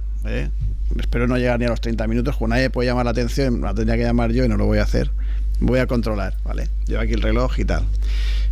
Simplemente, además, son dos cultivos que son de aquí, que cualquier información que necesitéis sabéis que estamos aquí al lado, que podréis acudir a nuestra estación experimental cuando queráis.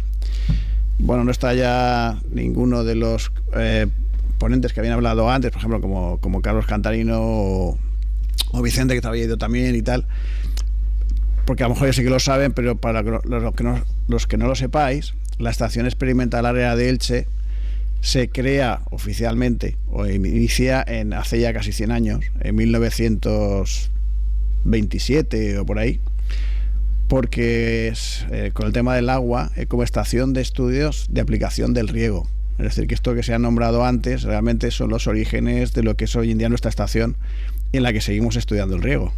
O sea que yo no estaba al principio, pero vamos, ahí estamos. Vale, bueno, simplemente la charla, ya digo que voy a hacerla lo más rápido posible porque estamos ya incluso casi fuera de tiempo, y hablar de dos cultivos nuestros, como es el ganado de la higuera. Pues bueno, creo que es muy fácil para nosotros. Ahí pongo una cita que hablaba también antes Carlos, creo que ha sido, sobre las observaciones de la historia natural, geografía, agricultura y población y frutos del Reino de Valencia, que hace Cabanilles al final del siglo XVIII. Y cuando habla de Elche, dice: se riega de agua del pantano, son salobres donde se coge aceite, vino, trigo, dátiles, donde no tienen más que riego de las lluvias, las higueras, los almendros, los algarrobos y la viña. Es decir, como podéis ver, estos son los cultivos de los que estamos hablando, que por eso son tradicionales, porque estaban aquí ya hace mucho tiempo y que para cuando haces esa visita Cabanilles, pues eran predominantes en la zona. También a la hora de sostenibilidad, no vamos a hablar de sostenibilidad desde el punto de vista que hemos hablado antes o que se ha hablado antes por parte de Carlos, ¿no? Que es verdad que esa sostenibilidad desde el punto de vista del medio rural y tal, pues tenía que ser, en este caso como puede ser Elche, llevada desde el punto de vista también artificial. Yo hablo más de sostenibilidad desde el punto de vista agrícola, puramente agrícola. Y entonces quiero decir que las prácticas para que sean sostenibles tienen que ser medioambientalmente, evidentemente, integradas en los ecosistemas. Es decir, tenemos que tener en cuenta cómo esa actividad agraria que vamos a hacer, cómo va a llevar esa relación con el ecosistema. Pero sobre todo, que es muy importante, aquí que decimos, queremos ser sostenibles, queremos hablar de cultivos alternativos, queremos hablar del cambio climático, pero todo lo que hablamos, si económicamente no es rentable, al final acabará desapareciendo. Es decir, que todo pasa por tener en cuenta que la rentabilidad es fundamental para poder seguir adelante en cualquiera de estos cultivos. No debemos olvidar tampoco, desde el punto de vista agrícola, que esos son al final alimentos y que tienen que tener siempre una calidad nutritiva, sanitaria y organoléptica. Es decir, que aquello que nos comamos tenga una calidad mínima, gustativa, evidentemente. Y, por supuesto, la seguridad alimentaria. También, por supuesto, es el tema de la jornada de hoy, tienen que favorecer el desarrollo rural. Es decir, si eso es sostenible, fundamentalmente es porque va a desarrollar o va a mantener ese desarrollo rural. Ya más técnicamente, para llevar esa sostenibilidad, pues podemos hablar de mantener la fertilidad de los suelos. ¿Cómo llevar la fertilidad de los suelos? Pues un manejo del suelo es fundamental. Sabemos que tenemos, por suerte, nosotros en la zona que estamos, la estación es la cartera de Dolores, y los suelos que tenemos allí son unos suelos muy ricos que vienen por lo que ha ido dejando, los depósitos que ha dejado el río Vinalopó a través de toda esta zona. Tenemos que emplear al máximo los recursos renovables, evidentemente los locales. Evitar la contaminación. Hay una nueva normativa de la PAC en la que habla de condicionalidad, que se está poniendo en marcha, y bueno, va a ser cada vez casi más complicado en muchos casos el realizar las prácticas habituales agrarias, y vamos a tener que modificarlas. Y otra cosa interesante es la diversidad genética del sistema agrario. Ahora hablaremos por ello del caso exclusivo, por ejemplo, ya de la higuera del Granado, como el tema de la diversidad genética, cómo la podemos llevar a término, que a veces no lo tenemos muy claro. Y por último, también ya se empieza a hablar no solamente de tema puro agrícola, sino también en el entorno laboral, que sea saludable, que sea gratificante ese empleo. De todas estas cosas podemos hablar mucho tiempo, pero da igual. Primero vamos con el tema del granado. Es tradicional, evidentemente, fue introducido por los fenicios seguramente en el siglo VI a.C. Luego lo desarrollan los árabes en el siglo IX y siglo XV. Al final del siglo XIX ya hay datos de que se exportaba, se enviaba sobre todo a Madrid, también se enviaba mucha fruta a mayoristas de Madrid. Pero evidentemente hoy estamos hablando de que la producción de Granada es aproximadamente el 80% de la producción nacional. ¿Cuál es el estado del punto de vista de lo que es la superficie y la producción? Pues ahora mismo estamos en un momento un poco raro. Si veis la curva esta de la izquierda, no quiero que entremos demasiado en datos, que no es el tema. Pasamos el 2008 como un boom enorme, que la gente quería plantar y quería tal, pero ahora mismo a nivel global está como paralizado. O sea, no tenemos una tendencia al alza, sino que está muy paralizado, y no sé si a lo mejor en el descenso. Sobre todo a nivel de otras zonas que empezaron cuando vieron que en el año 2008 el granado puede ser un cultivo rentable, pues en zonas de otras partes de España, como podía ser Huelva, Tarragona, provincia de Valencia, etcétera, hubo un incremento de la superficie de plantación de la granada, que muchos de ellos se han arrancado. ¿Por qué? Porque esa adaptación al terreno no es la que tenía que tener. Han tenido problemas en algún caso de hongos, por ejemplo, bien pues sea brotitris, podía ser alternaria, otros casos porque la rentabilidad no les daba por la forma de cultivar. En fin, por muchas cosas al final no ha sido rentable, y al final pues casi nos seguimos manteniendo como ese núcleo de producción del granado en España. Si ya entramos un poco más en concreto en el cultivo, primero que las variedades que tenemos aquí fundamentalmente es la Mollar de Elche y un poco de la valenciana, o sea que es una selección que han hecho los agricultores durante décadas y eso nos garantiza esa adaptación del terreno, esa sostenibilidad, pero que desde el punto de vista agrario estamos promoviendo la plantación de setos vivos, es decir, alrededor de las parcelas utilizar diferentes tipos de especies, normalmente nativas, para que mantengan un poco la diversidad de fauna que pueda ayudar a luchar contra las plagas de los cultivos.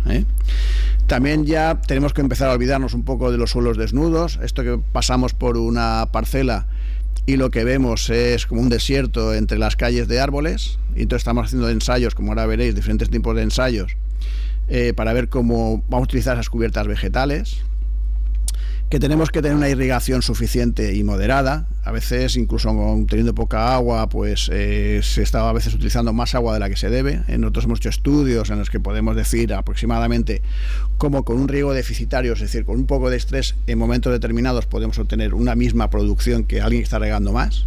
Por hablar de cifras, a lo mejor de 3.500 metros cúbicos por hectárea sería más que suficiente, que hacer muchas podas a veces son contraproducentes, nos estamos equivocando a la hora de hacer las podas, deben ser menos enérgicas ahí en invierno y en verde, y bueno, la legislación cada vez es más difícil a tratar con biocidas y bueno, pues tenemos que seguir en esa línea con el tema de trampeo, feromonas, etcétera. Repasando un poco esto que hemos nombrado, la adaptación al cultivo, estos suelos con una caliza activa enorme, con una precipitación tan baja, un pH muy alto. El granado es una planta que sí que se adapta a la salinidad y a las condiciones de estrés, por eso está aquí. Entonces es una planta que se mantiene y ese desarrollo rural evidentemente puede ser perfectamente cubierto con con esta especie adaptada aquí. Pero en cambio, lo que decíamos antes, nos centramos en unas variedades muy adaptadas a esta zona, pero eso no plantea riqueza a nivel de material genético. Estamos muy centrados en una variedad solo, prácticamente, más y la valenciana. Entonces, pues bueno, como las superficies son tan pequeñas, tampoco pasaría nada, pero es verdad que esa riqueza o diversidad no la tenemos. Esto es el ejemplo de las cubiertas vegetales, lo que estamos haciendo en la estación de Elche ahora. Veis diferentes tipos de cubiertas, ese manejo del suelo, incluso el de la parte de abajo a la derecha, que ese color pajizo, eso es la mostaza blanca, la dejamos crecer, luego la cortamos, aporta materia materia orgánica cuando se va descomponiendo, pero aparte sujeta el suelo de una manera increíble. O sea, por mucho que haya lluvias, haya pendientes, haya lo que sea, y no hay escorrentía, y está extrayendo el nitrógeno de capas más profundas a través de las raíces, lo subimos arriba y cuando lo cortamos lo volvemos a incorporar a la superficie del terreno. O sea, eso es sostenibilidad. Es una de las líneas que tenemos que empezar a ver ya en nuestros campos, ¿no?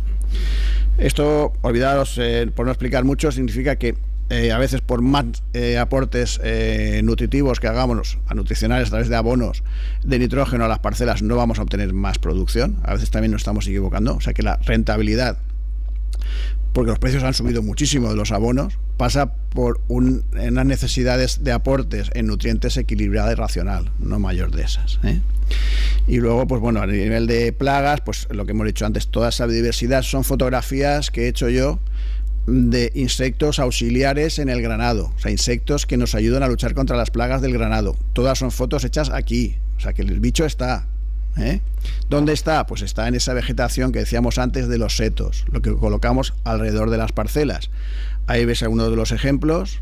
Esto es un listado de las plantas que nosotros ponemos en lo que llamamos isla, en que estamos haciendo ensayos en los setos. Esto es una imagen de que tenemos la estación experimental, donde tenemos una parcela en plan colección también de plantas autóctonas, plantas nativas, que sirven como reservorio para estos insectos auxiliares.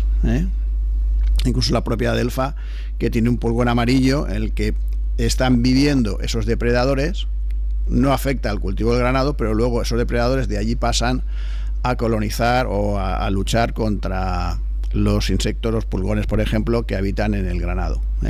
¿Vale? Sobre costes no queríamos entrar, pues yo que quiero hacerlo un poco en plan telegráfico, pero los costes fundamentales son la mano de obra.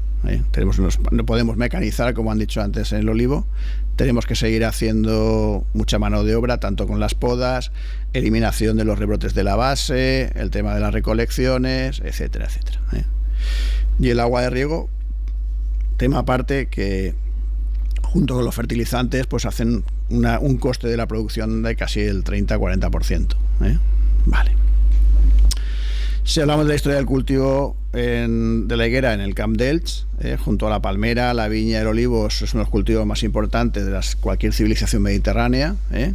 Fue muy apreciado por los romanos y desarrollado luego por los árabes.